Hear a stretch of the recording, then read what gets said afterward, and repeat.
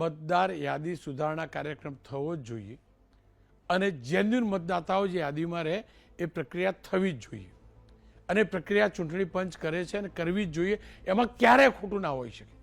પણ દુઃખની વાત એ છે કે રોનક પટેલ એનું નામ અહીંયા હોય કે ના હોય એનો વાંધો બીજો કરે અને રોનક પટેલે ચેક કરતા રહેવાનું. શેના માટે ભાઈ? શેના માટે? અને ભાઈ પોલિટિકલ પાર્ટીનો આટલો બધો શોખ છે ને તો એમના ઇન્ટરનલ સાફ સફાઈ કરે. એ કોંગ્રેસવાળાએ કરે, આપવાળાએ કરે, ભાજપવાળાએ કરે. પેલી મતદાર યાદી સુધારણા છે ને એના ચૂંટણી પંચ માટે રહેવા દો ને ભાઈ. આ વિરોધ કરવા નીકળવું, આ પેલા વાધા અરજીઓ કરવી, બહુ બધી વાધા અરજીઓ ખેડૂતો માટે કરો. બહુ બધી ખેડૂતોને તકલીફ છે અને કોંગ્રેસવાળા બહુ બધી અરજીઓ કરો, દુનિયાભરના કામ નથી થતા, વિપક્ષની જવાબદારી કરો.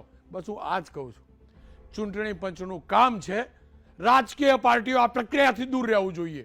એ કોંગ્રેસ હોય કે ભાજપ, વાદા ભાઈ કામ કરો, સ્વચ્છતા તમારામાં કરો, યાદી ચૂંટણી પંચ માટે રાખો અને ચૂંટણી પંચની એ જવાબદારી છે સ્વચ્છ યાદી કરે.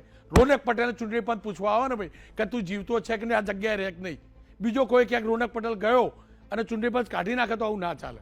અને રોનક પટેલે દરરોજ ચેક કરવાનું ના હોય, અત્યારે ચેક કરવાનું, ફોર્મ આપવા લાઈનમાં ઉભા રહેવાનું, મત આપવા ઉભા રહેવાનું. શેના માટે ભાઈ? ચૂંટણી પંચની ફરજ છે મતદારને તકલીફ ન પડે એ રીતે યાદી સુધારે અને પોલિટિકલ પાર્ટીઓની ફરજ છે મહેરબાની કરીને આ પવિત્ર કાર્યથી દૂર રહે.